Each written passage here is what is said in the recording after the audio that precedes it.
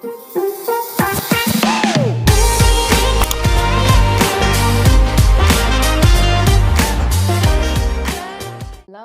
hello. Welcome to my live today. Say hello on your way in. We are talking about a really important topic, which is why you cannot relax into love. So let's get this moving. Say hello as you are popping on. I would also love to hear where you're tuning in from. Tallahassee, I see you. Hi, Mitch. Say hello as you're popping in. Hi, Z-Man. Hello, hello. So we're talking about why you can't relax into love today. And I'm going to go through with my new fancy whiteboard, which I am enjoying using so much during my lives. I'm going to go through this and I'm going to really kind of give you guys a really great overview of what is happening in your relationship, in your marriage, when it comes to intimacy, connection, love, what's getting in the way, why it's not working. And this is a topic that a lot of people have asked me about, to really explain very specifically what is going on. Like, why is this happening? Why 1 minute do I feel like I'm connected and okay and interested in my partner, and then the next minute I'm actually really kind of shut down or irritable or agitated? And so I'm going to spend some time kind of going through this with you all, giving you lots of examples. And then I'm going to open it up for Q&A. Which of course, if you've been on my lives before, you know how much I love a good Q&A. I'm definitely down for lots of really good questions. So a few people still coming on. Say hello as you're coming on. So let's actually dive in. I'm going to dive in. So I've got a ladder here. This is the best metaphor to really describe what happens with safety in your marriage. Okay, so we've got the ladder. On the top here, if you could see this, this is the green. It is safe and connected. Okay, so I'm going to dive into this a little bit more deeply, but top of the ladder energy is safe and connected. Middle of the ladder energy is fight, flight. Bottom of the ladder energy is shutdown. So it's like, have you ever wondered why one moment you can feel really connected to your partner, and then the next day, you're like, actually, I don't feel connected at all to my partner. I don't even want them near me. I don't even want them touching me. Or maybe you feel that most days, because most of the women and couples I work with are coming to me because they actually cannot feel the connection that they want to feel. But I'm going to show you how there's a pretty normal, common ebb and flow of this dynamic in relationships. And the problem really lies in when you get stuck down here. Okay, when you get stuck down here. So, and these are not mood swings. This is the other thing that I really want to get the point across. So I've been a psychotherapist for 25 years. I've worked with lots of kind of psychological things, and we've worked with lots of mood disorders and such. And my approach over the last decade has really shifted away from pathology and sort of mood-based issues to really looking at things through the lens of the nervous system, which is what we're going to talk about today. And this is going to be so practical. Like, you're going to be surprised how practical and hands-on this is to use in your relationship, in your marriage. You think nervous system and you're like, oh, that's so sciencey. But really, everything I do is backed by science and research. I don't really do any made-up woo-woo stuff. But it's also super practical, which is what I want to show you. So the top rung up here. So let's dive in. So the top rung up here, safe and connected. Okay, this is where, I don't think I need my glasses. This is where you're going to feel relaxed. Okay, you're relaxed, right? You're like, yeah, I'm calm. I feel relaxed. You can make eye contact. This is where eye contact, this is where laughter is happening. So it's like, think about it in your relationship. If you're in a state with your partner where you two are making eye contact, you're connected, you're having good conversation, you're laughing, maybe even you're flirting. That's an indicator that you're up here at the top of your ladder. The other things that are happening up here is you're having good conversations, you're having good convos, and you could talk about anything calmly. You can be really present. I say to couples, I will get into this more. I say to couples, don't ever have an important conversation unless you're at the top of your ladder. And I teach couples how to have that conversation and say, where are you on your ladder? Like, where are you? Are you at the top of your ladder? And if you're not at the top of your ladder, then what do we need to do to get you back to the top of your ladder? Because we need to have an important conversation. Okay, so also a big thing that happens up here. So I've already said safe and connected. A big thing is intimacy. You got to have access to the top of the ladder energy, which this is actually called ventral vagal. I like to give technical terms too for people who are interested in that. Okay, the only way for you to be able to have intimacy in your relationship is to have access to top of the ladder energy. So I'm going to talk about how we get that and what happens when we start to fall down the ladder. It's such a perfect analogy because it's like we're just boop, boop, we're falling down the ladder. So, okay, so here we've got, it's like when you're cuddling on the couch. So if you're up here, top of the ladder energy, and you're cuddling on the couch, you're talking freely, you're feeling loved, you're feeling seen, you're feeling understood, you're laughing, you're joking, maybe you're flirting. This is all top of the ladder energy. It is all ventral vagal energy. And this is what we want to have access to more times than not in our day. Okay, so what happens when we leave the top of the ladder? Where do we go?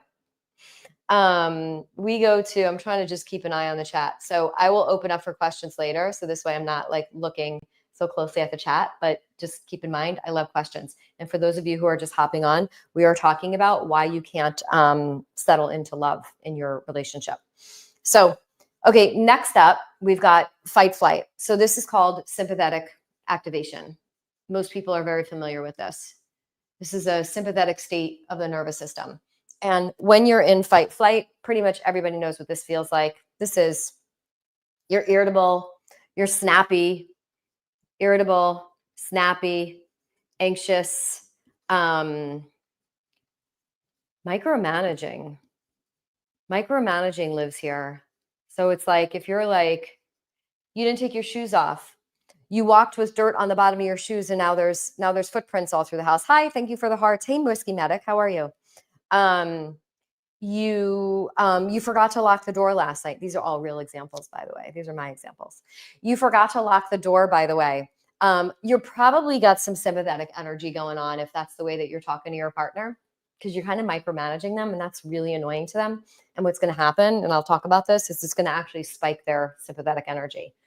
My partner lives up here a lot, but there are things that I do and can do, unfortunately, that spike that energy.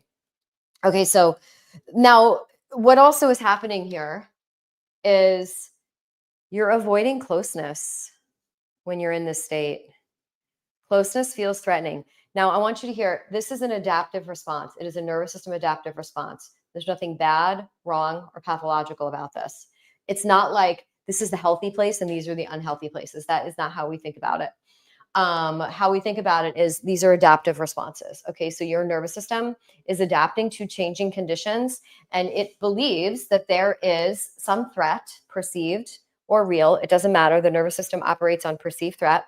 There is some threat. So it is invoking its sympathetic activation. It is like getting ready. It's like mobilizing. And so if you could just think about in historic times, really, this is where this comes from. In historic times, it's like the fox is running from a lion. The fox is just hanging out, relaxing. Thank you for all the love. The fox is relaxing, sunning himself.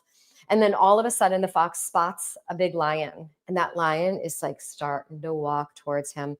And the fox is like, I better get out of here. So the fox starts like moving, gradually mobilizing, which is right here. It's like right above fight flight. He starts moving. And then he sees the lion running. The lion is running. And now the fox is in full on fight flight. Adaptive response, right? He should be doing that. His nervous system's doing what it should be doing. He starts running. He is racing, and he keeps going and going and going and going. And then he wipes himself out because he's in fight flight for too long. And then what happens is he goes into the bottom of the ladder, which I'll get to in a moment. So let me just finish here. Okay. Avoid closeness. The other things that you're going to feel here is like heart racing, shallow breath, shallow breathing.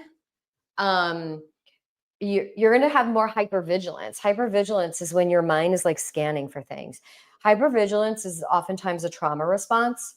And the reality is that everyone has some type of trauma. Okay. Trauma is in the eye of the beholder. I don't mean that in a negative, derogatory way, but trauma is in the eye of the beholder. And it's not the event necessarily that creates the trauma, it's the felt experience of it. So an unexpected move, a divorce, a death of a parent, I mean, those are all high on the stress list. A friendship breakup when you're 10 years old, getting crushed by your first boyfriend or girlfriend, like those are they're felt experiences trauma for most people because they're overwhelming to your system, your nervous system. That is trauma. It overwhelms your nervous system. Okay. So mind scanning, which is hypervigilance. So your mind is scanning. Imagine, so a lot of women who come to me to work with me, they're in this state or this state. Okay. So they're hypervigilant. Their mind is scanning. It's like their husband sits on the couch next to them and automatically she's like, oh, I know what he wants. He thinks that we're going to cuddle and we're going to have sex tonight. And he's like, no, I just was coming on the couch to cuddle with you. So she's in a hypervigilant state. Now, maybe she lives there. And I'm saying she because I work with women and couples who are in the state. I don't work solo with men like this because there's just a couple extra dynamics there that are different and unique. So that's why I say she. But believe me, it's not just women who do this, it's men too. She's not going to be able to have intimacy if she's in that state, right? So it's like if she's avoiding closeness, if she's micromanaging, if she's anxious, she's not going to be able to have intimacy because she can't access top of the ladder energy. So what happens when you stay here for too long, when you stay in fight, flight, sympathetic activation energy for too long, what happens is you start to fall down to the bottom of your ladder because your nervous system can't stay in this activated state. So here's what happens. Gosh, I talk so fast. I'm so sorry. It is the New York in me. It's like I get so jazzed when I'm talking about this stuff. So you cannot have an activated state for too long until your nervous system has to like go into shutdown or restorative mode. Now, I also want you to hear this. These are all on a continuum, a spectrum. Not all fight flight is non-functional. Not all shutdown is non-functional. I'm going to talk about that. So physiologically speaking, burnout is when you are in a chronic state of fight flight, and somebody who has a complete burnout, they go into shutdown. So when we're in fight flight, our other systems start to go offline, okay? Meaning your digestive system, this is why people have digestive issues when they're stressed. Your reproductive system, this is why stress interferes with pregnancy. Your immune system, this is why people get sick when they're stressed because they're in a chronic state of fight flight. Your endocrine system, which is why oftentimes a stressful event will trigger like an autoimmune response in your body. So physiologically speaking, that is what fight flight is. It's like, boom, you fall down to the bottom of the ladder. And the other thing that's happening here is the thinking brain starts to go offline. And you know what that means? That means we lose access to rational thinking. Another reason why we should never have an important conversation when we're here, because we've lost access to rational thinking at that point.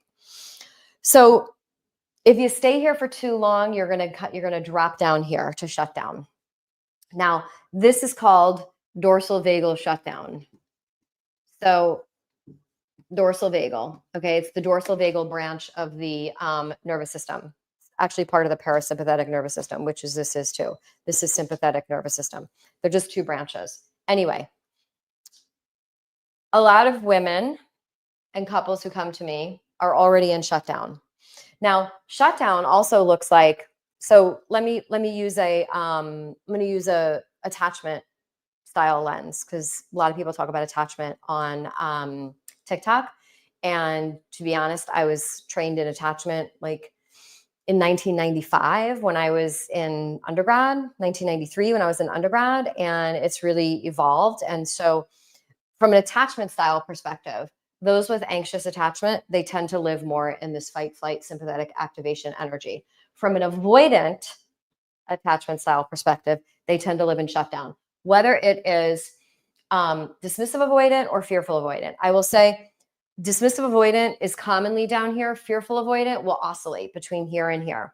They will oscillate between like a anxious sympathetic activation and a over here. Let's see some comments filtered. Okay, so shutdown. What does shutdown look like? You're numb, you're flat, you're disengaged, you're distant. So let me write some of these down here. So you're numb, flat, distant. You may even dissociate, right? Leave your body. Dissociation lives here. And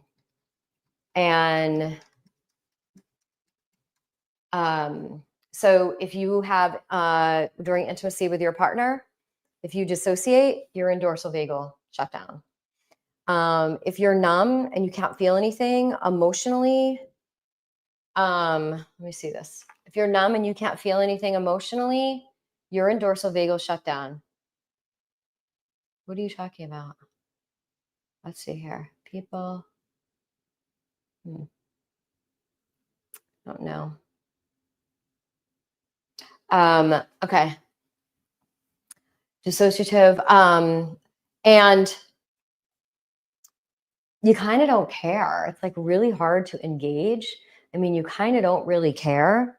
So it's like there's like a lack of caring. So your partner can say, I really miss you. I miss us.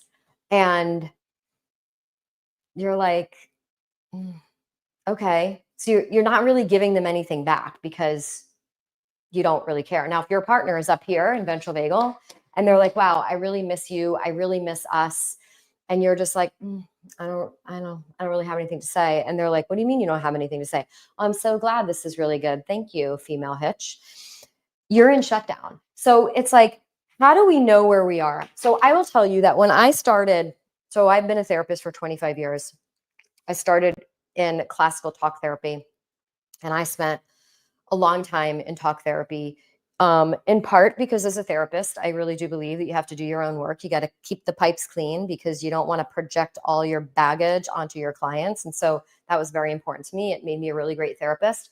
But I was also wanting to do my own marital work, my own work on my marriage, because I myself had my own intimacy avoidance, my own intimacy blocks, because I came to find out that I really also had much more of a fearful avoidant attachment style, which meant I lived in these two places.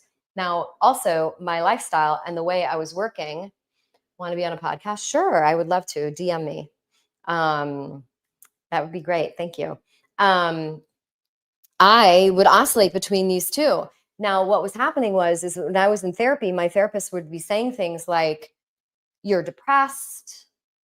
Maybe you married the wrong partner. No one ever thought about this, which is a non-pathologizing approach, by the way, which I love, okay? Classic therapy, unfortunately, and I could say this because I'm trained in that, is a very pathologizing approach to things. And it just doesn't make people feel empowered or excited to want to do the work. So when I discovered nervous system work about 12, 13 years ago, I was like, oh my gosh, I have been living in sympathetic activation and shutdown. Like that's where I've been living. Now, of course I'm disengaged. Of course I work all day and I'm exhausted and I have a lot of mobilizing energy because of my working. And then I come home and then I'm in shutdown. Of course I'm not interested in being intimate with my partner. Of course, all of his gestures to be intimate with me are going to fall flat. So he's living up here. I'm living down here and we're doing this because I couldn't meet him where he was, and he had no idea where I was because it was as if there was no one home. That's what it feels like when you are with someone who lives in shutdown, or you're with someone who has an avoidant attachment style. It's like, hello, it's very hollow. Is anyone there? It's really hollow. It's very creepy and eerie. And it's like it's very strange for the partner. They're like, I thought like you loved me and cared about me. And so when you're here, you feel like roommates. You're living two parallel lives. So here's sort of the key things that clients will say to me. They're like, we're good teammates. We're actually just good teammates. Let me get my water. We're good teammates. We make a good team. And it's like, okay, I know you're living down here in Shutdown if you're just good teammates. Because they don't fight. If you're fighting a lot, then you're living in here. There's no fighting. Or couples will say, you know what, we get along fine. Everything is really easy. We never fight. I'm like, okay. It's normal to fight. Like, it's normal to disagree. It's normal to argue. It's not an abnormal thing. It's not like a badge you want to wear when you say, like, me and my partner never fight. And so, yes, the add AUD to that shutdown avoidant. I don't know what AUD stands for. You'll have to tell me. And so yes. Okay. So living like roommates, you're down here. It's like, you know what? I feel like now I will tell you, couples over time will habituate into living like roommates. And in their couple, they end up becoming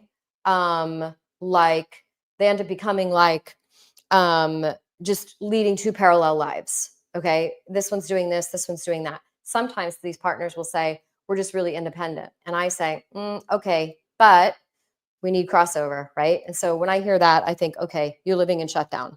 So now, here are the things that I ask couples to do. I'm going to read your comment. Sounds like my last relationship. Never found out she was probably an avoidant.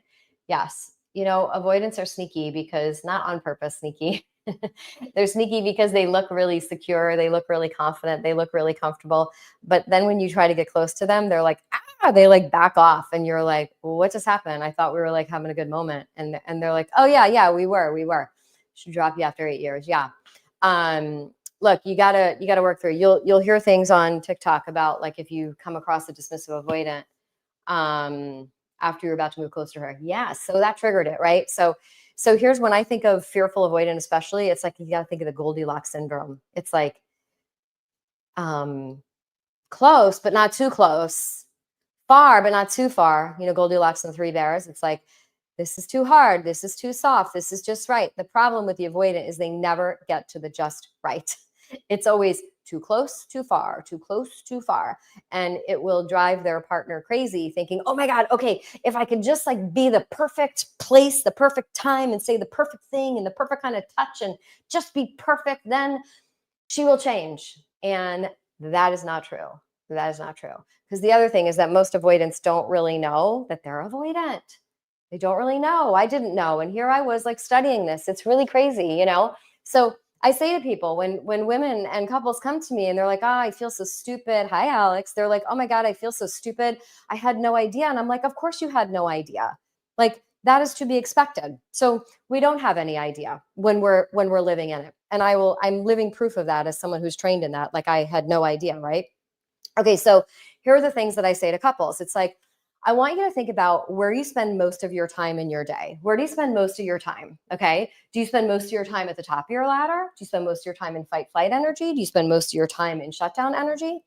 And where are you mostly in your day, the time of day, in the top of your ladder? Are you mostly there in the morning, at lunchtime, before you go to bed? Where are you? So I was just seeing a couple earlier today, and one of their assignments is to begin to carve out connection time. So the couples I work with are couples where the intimacy is a challenge. They have a really good relationship for everything except the fact that they have no intimacy. And the reason why they have no intimacy, the ones that I work with, are because the women are shut down to intimacy. They have a lot of anxiety around intimacy, a lot of avoidance around intimacy. I call them intimacy avoidance, intimacy blocks, things like that. So what we're doing is we are establishing safety, creating safety, which means this client needs to access more of top of the ladder energy, safety energy. Now, we have to get her out of fight, flight, and shutdown and access more of this. So what I did was I said, I worked with them to find what time of day are you mostly in this state based on your work schedules and things that are going on and your kids and all of that. And what they decided was around 8 in the morning before the day really went crazy. So then we carved out space at that time of the day. Okay, being intimate with their secret boyfriends. No, generally not. Those are not the people I work with. Nobody's going to work with me and use the kind of resources that it takes to work with me from a time and financial perspective if they're cheating. So that's not true. And so we carved out the space and the time, and they started connecting in a very emotionally intimate way. Okay, so sexual intimacy is the byproduct of safety and emotional intimacy. So if a couple is not having sex, it's because almost all the time they lack safety and they don't have the emotional intimacy. Greetings from New Jersey restaurant Patsy's. Well, hello there. So when I see a couple, the first thing I work on is not how to get them to have sex more. The first thing I work on is let's get underneath and talk about the root cause of why there is no sex. So typically if you go to a lot of couples go to sex therapists for this, and they start putting in tools and strategies and stuff. And that's actually not the issue. The issue is that there's not enough safety. Safety is the precursor for emotional intimacy, and that is the precursor for physical and sexual intimacy. So, which we need to be able to have access to top of the ladder energy, which is where the safety lives. The other thing I want to tell you is people who are depressed, people who feel depression, you live at the bottom of your ladder. This is where depression lives. So look, some depression requires medication. Totally fine. I get that. I got no problem with that. But I also want you to know that you can, unless you have chronic medication resistant depression, you can actually use this approach to move out of a state of shutdown of depression and move yourself back up to the top of your ladder, which is up here. Anxiety, people who live with a lot of anxiety, you're somebody who lives in the sympathetic activation state because that's where anxiety lives. Shame, if you have a lot of shame lives at the bottom of the ladder in shutdown. Okay, so I begin to contextualize emotions and felt sense of feelings. How do you get out of dorsal? I'll tell you. I begin to contextualize those for clients through the lens of the nervous system because it makes people feel like they're not broken. There's nothing wrong with them. It's like, oh my gosh, that makes so much sense. Shoot, if I'm living at the bottom of my ladder, of course I'm depressed. Now, I will tell you, there are times when I'm, okay, so we move up and down this ladder all day long, all week, all month, all year, throughout our entire life. Okay, the goal is not to just always stay up here. I'm going to talk about how we deal with that in my next live next Tuesday. I'm probably going live Tuesdays and Thursdays, I think. I'm kind of like sorting that out, like 6 p.m. Eastern. So we're going to go up and down this ladder. So it's like, if you're depressed and you're down here, then what we want to do is we want to be able to mobilize ourselves and come back up here. But I had another thought I was saying and I lost track of that. So let me answer your question, Knizzle. How do you get out of dorsal? Okay. We move sequentially through this ladder. You can't jump from dorsal to ventral vagal. So if you're in shutdown, depending upon how long you're in shutdown state for, if you're in shutdown, I'm taking my glasses off because my glasses are for reading. And so there's some things that I can see with them, and then there's some things I cannot see with them. So if you're in dorsal vagal shutdown, you got to get some mobilizing energy. I know what I was going to say. There are some days where I'm just in dorsal vagal. I wake up and I'm just like, this probably happens for me maybe like, I would say once a month. I'm in dorsal vagal. I wake up and I'm like, I'm in a funk. I'm not in a good, I just don't really like the way I feel today. And historically, I would make that mean something like, oh my gosh, what's wrong? What's the problem? Forget it. This isn't working. That's not working. Yada, yada, yada, yada. Now, because I've been practicing this for so long, I immediately check in with myself and I go, oh, that's interesting. Okay, I'm in dorsal vagal shutdown. That's why I feel this way. So then I do the things that I know that help me get out of dorsal vagal shutdown. And I'm going to tell you what they are. Now, I'm going to tell you what they are with one caveat, which is that your nervous system is as unique as your fingerprint, which means you have to see what works for you. And when you see what works for you, you pick one or two things and you stick with those one or two things, because this is how neuroplasticity works. Neuroplasticity works by repetition. And a rewiring of a nervous system is a neuroplastic approach.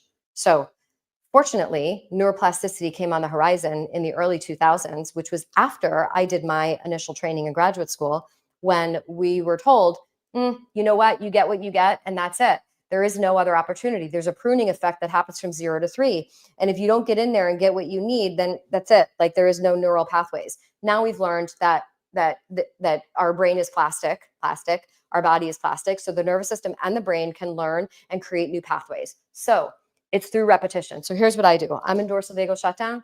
I'm like, okay, the first thing I do is I recognize that that's where I am. This way I don't make it mean anything, and I don't start telling my stories about how bad my life sucks, because that's kind of the conversation you're going to have with yourself when you're in dorsal vagal shutdown. And then I do the things that actually are restorative to me, and then I start to mobilize. So the first thing I'll do is I will put on a playlist. I have a few Spotify playlists. I'll put on a playlist. I'll go sit in a space in my house that I feel really, really comfortable in, that I like, that feels very cozy. I'll get one of my soft jackets or blankets, which is Barefoot Dreams is the brand, because it's very, very soft. So the nervous system loves our senses. It's very sensory oriented.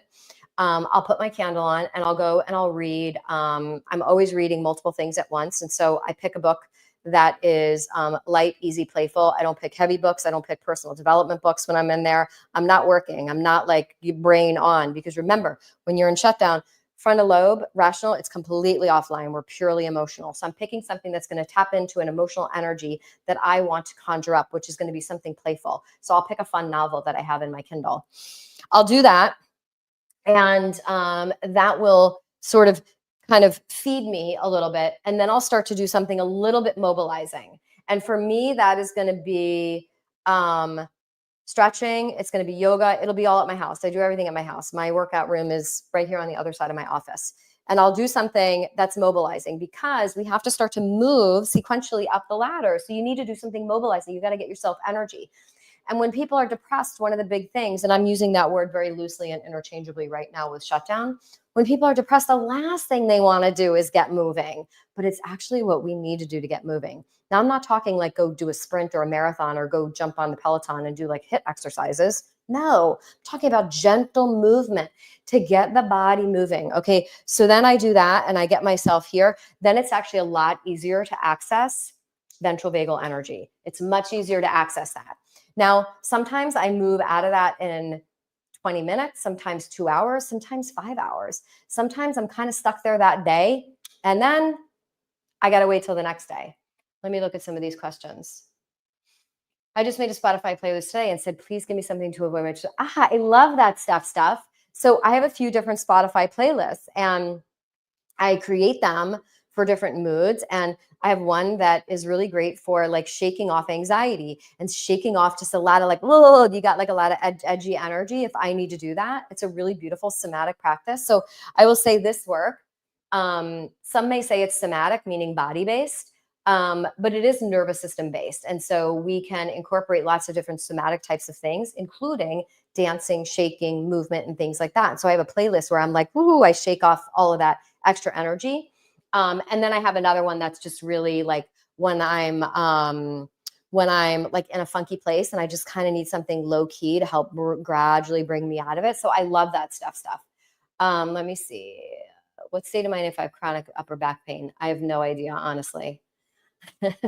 I really don't know. I'm not a physician. Jesus took the punishment. I mean, okay, no, sorry, but I got to remove you. So one of the things, if you follow me, is you will know that all of my spaces are safe. I create safe spaces. So if people put negative comments on my posts, they get deleted and blocked. If people, the dancing helps, it does, doesn't it? If people put weird, unhelpful, unsafe comments on my lives, you're out. Because look, I'm here working with women and couples on intimacy and safety. And so I create safe spaces. So sometimes people will say to me, Well, this is a public space. Okay. Trump for prison. First of all, I don't love your tag, not because of politics. But second, I don't like your comments, so you're going. Okay. Okay. So, how can I help support someone with OCD without enabling? Oh, that's interesting, Shannon. Okay. I mean, it's kind of beyond the scope of my. I can mod for you if you want. Thank you, Whiskey Medic. How do I give you a mod? Is there a special tool here that I can do that? Let me see. I have no idea. um, that's funny. Neither do I. Um, you know what? I'm gonna look at that next time. I'm gonna check it out. My partner and I are reconnecting, and I need help. Shannon, is that what you're talking about? OCD? Is he have OCD? So OCD, yeah, it's not really a nervous system approach. OCD is really going to be more of a OCD. We can think about it on the anxious continuum, and we can also think about it on a compulsive continuum. And it just depends like who you're working with. How can you? But here's what's interesting. Actually, let me take that back. You can actually make him feel safe. So Shannon, I will say to you, and Whiskey Medic was just in this program I did. I did this program called the Safety Code, and you can create safety in the environment. So there's 3 dimensions of safety. There's internal safety, which is nervous system safety. This, okay, that's internal nervous system safety. There's external safety, which is environmental safety.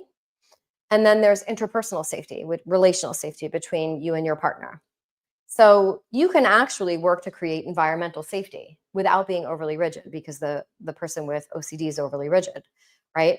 And so you can work to create environmental safety, and there are things that you can do to create environmental safety. So let's just say they don't like a lot of clutter around the house. It makes them anxious, and then it makes them like tap into more of their obsessive tendencies, and then they are compulsed to like start cleaning and so like there are things that you could do at, like, I would say if there's a level 0 to 10, a level 0 is doing nothing, a level 10 would be the level at which a person with OCD would do them. I would say if you do them at like a level 3 or a 4, so that you're not taking yourself too crazy doing it. But that's really all I'm going to say about it, because it's really beyond the scope. I'm so sorry, Shannon.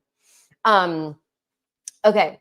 So I also talk to couples about how to know when you're in what state and how to communicate that to your partner. Oh, you're so welcome, Shannon. How to know where you are on the ladder and how to communicate that to your partner. And so whether I'm working with women, I have a group program, Returning to Love. And so that is just a group of women, and it's 4 months, and we start together and we end together. Whether I'm just working with women or I'm working with a couple privately, they're not in my group, I will say, start to have these conversations. Where are you on your ladder?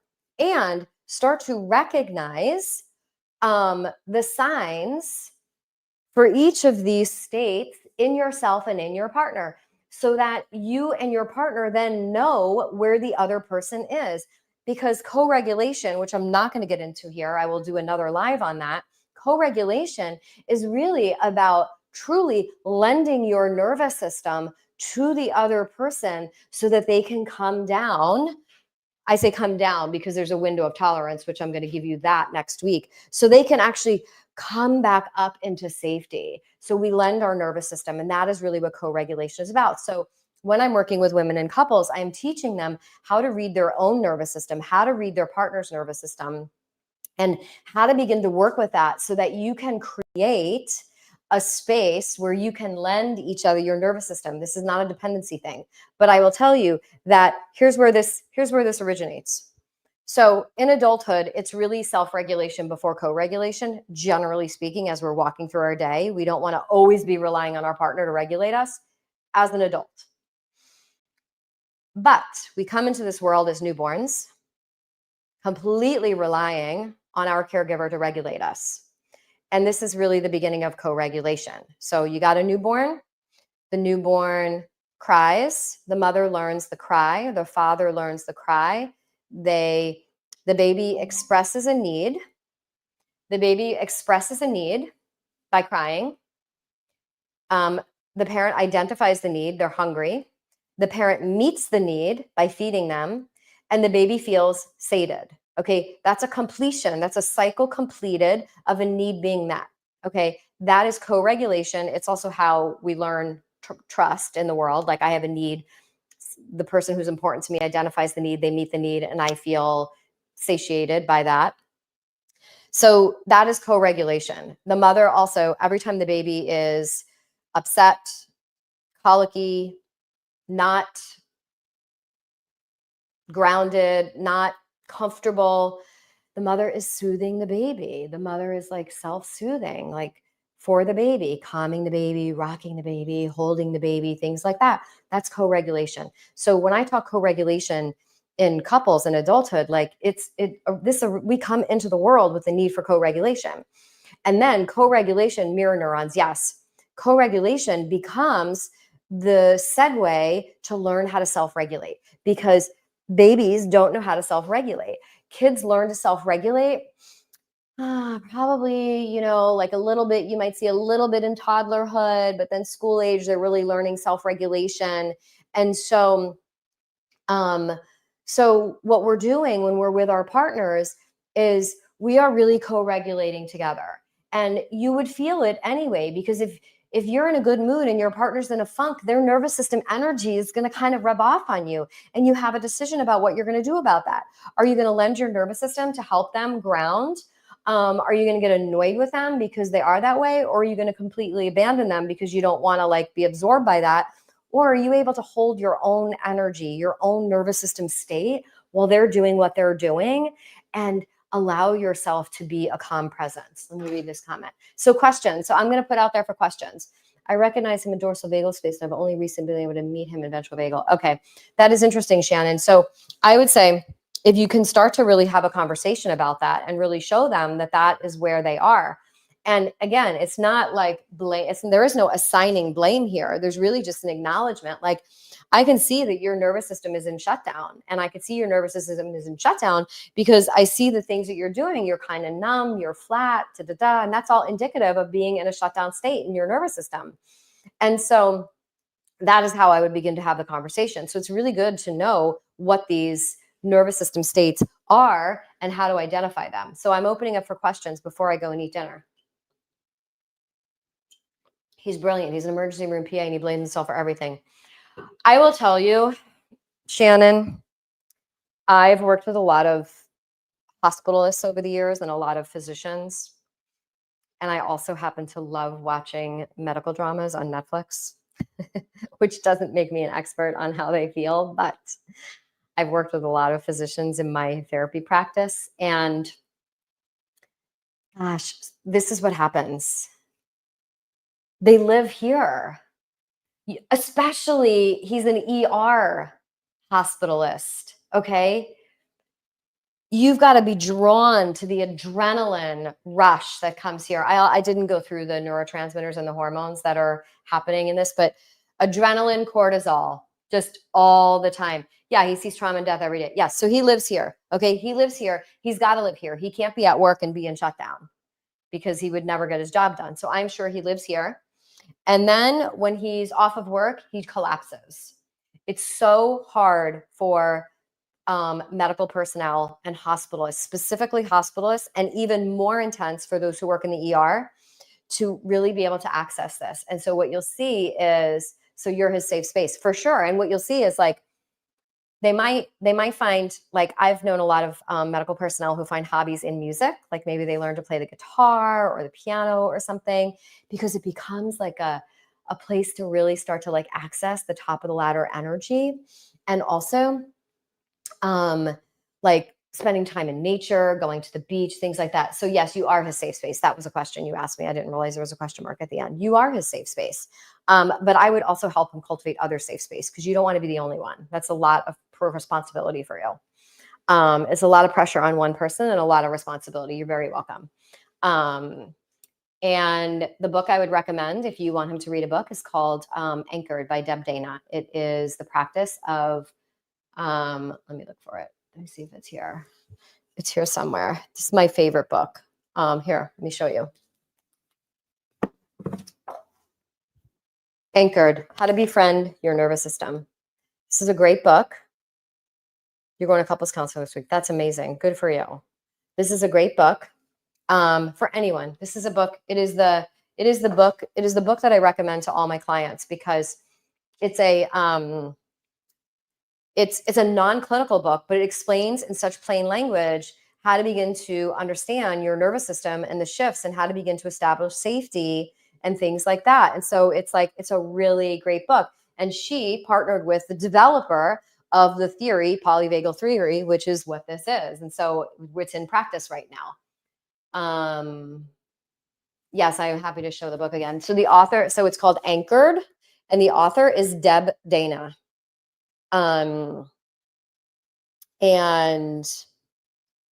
highly recommend.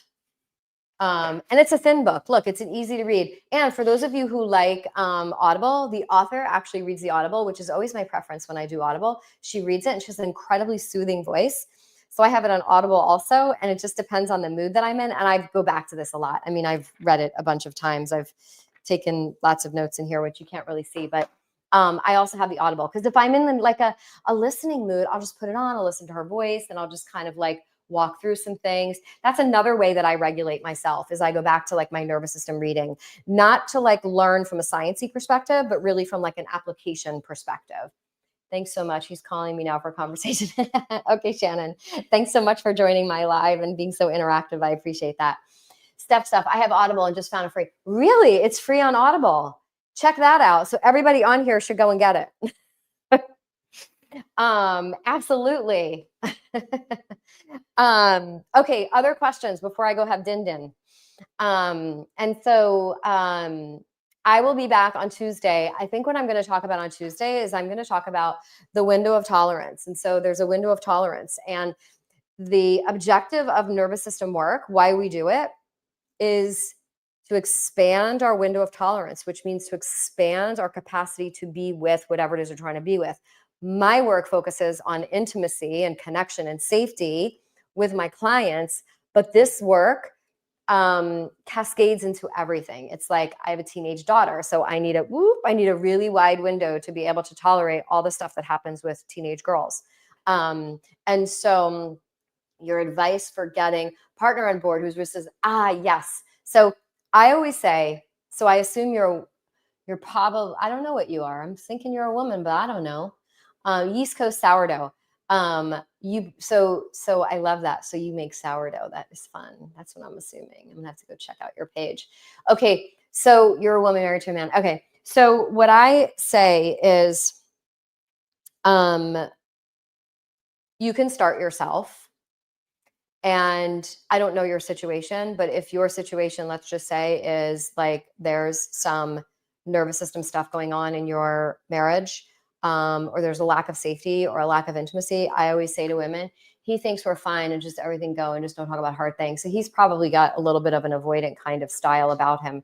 It's actually really hard to get people like that into therapy. So I always say to women, you start without them. As long as you go to a therapist who, as long as you go to a therapist who knows how to keep in mind your couple, because there's one challenge when individuals go to therapy when they're part of a couple is they can like outgrow their partner, and we never want that to happen. So whenever I'm working with an individual, I'm always coaching them on how to engage their partner, and ultimately the goal is to get their partner to join us in the work. And so I'm always coaching them on that in a way that is really disarming and really comforting and like really inviting and welcoming. Because look, the main unconscious reason people don't go to therapy is not because they don't believe in it. It's not because they don't think it's helpful. It's because they're scared. Actually, they're scared of what they're going to find out. That is the reason why people don't go to therapy. And so now, whether or not people are brought up to think that therapy is not helpful, or we don't talk about our business or things like that, like those are social, cultural norms. But when push comes to shove, if your partner's like, we got to go to therapy, like, and the partner's like, no, I'm not going, they were very scared. So I addressed that right away. And a lot of people are worried they're going to like find something out about themselves that they didn't know before. And honestly, I was too. Like, here I am, a therapist. And I remember my first therapist, I was so scared. I was like, oh my God, what am I going to learn about myself? And the reality is you don't really learn anything like that change. Like, it's not like you're like going to get some like big major diagnosis that's going to be life changing and life altering. It's not like that. It's like everything about us we already kind of know. We're just defended against it. It's like back here in the mind. We're not thinking about it. We're avoiding it, and defenses happen unconsciously. So it's really fear. It's fear. And so if you can find a therapist that can really handle that fear, and a lot of times I will work with couples, even though one person needs individual, because that partner will never get individual, and I could do individual work with a couple. So it's really great. You're so welcome, East Coast. All right, I'm signing off. Thank you everyone for joining. I so appreciate the engagement, and I love that. And here we are with this. And I will see you all next week on Tuesday night around 6 p.m. So have a lovely weekend.